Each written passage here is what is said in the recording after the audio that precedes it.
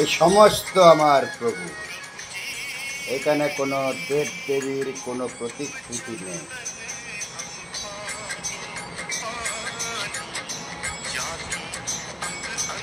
হ্যাঁ, এই মানুষগুলো, মহামানব মনীষীগুলো কত নিন্দার শিকার হয়েছিল, কিন্তু 200 বৎসর 3000 বৎসর পরেও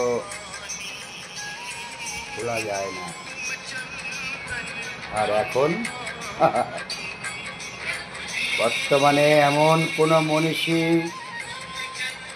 নাম শোনা যায় না। স্বামী বিবেকানন্দ, রামমোহন রায়, বিদ্যাসাগর, আশুতোষ মুখোপাধ্যায়, বিধানচন্দ্র রায়, ডক্টর বেণীমাধব বড়ুয়া প্রমুখ। এখন শিক্ষাবিদেরা যাচ্ছে শিক্ষা নিতে সংশোধনাগারে। কি সামাজিক অধঃপতন চলছে, ভাববার অবকাশ নেই কারো। যারা ভাবেন তারা এইভাবে নীরব রোদন করেন এবং স্মরণ করেন। বর্তমানে বহু সংগঠন, আম্বেদকর সহ কত সংগঠন, কিন্তু তার মধ্যে অধিকাংশ ব্যবসায়ী মনোভাব।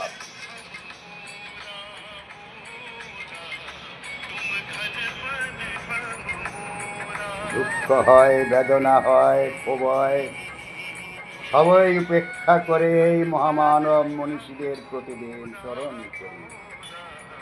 কোনো জন্মদিন নয়, মহাপ্রয়াণ নয়, এমন দেবতুল্য মানুষকে স্বপনে স্বপনে নিদ্রায় জাগরণে রয়েছেন প্রণবানন্দ ব্রহ্মচারী, রামকৃষ্ণদেব, যার অসাধারণ বাণী, টাকা মাটি, মাটি টাকা। পাপকে নয় পাপীকে ঘৃণা করো, যত মত তত পথ। বিবেকানন্দের বাণী। তুমি কোন মাটির দেবতার অন্বেষণে ধাবিত হইতেছ? তোমার সম্মুখে অসংখ্য দরিদ্র ক্ষুধার্ত নরনারীকে দেখিতে পাইতেছ না? জীবে প্রেম করে যেই জন সেই জন শ্রীকৃষ্ণ।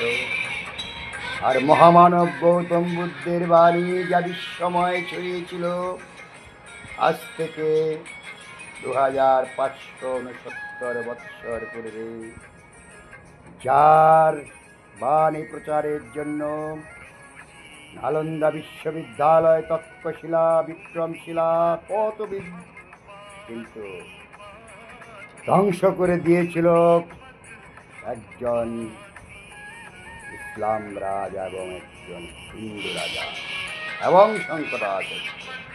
কিন্তু না, তা সত্ত্বেও মহামানবের বাণী আজ বিশ্বময় সমাদৃত।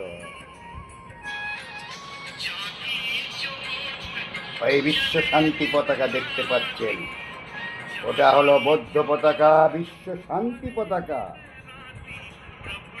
মনে পড়ে যায় সেই হিরোশিমা নাগাসাকি, এরা নাকি রাষ্ট্র পরিচালনা করে মানুষ হত্যা করবার জন্য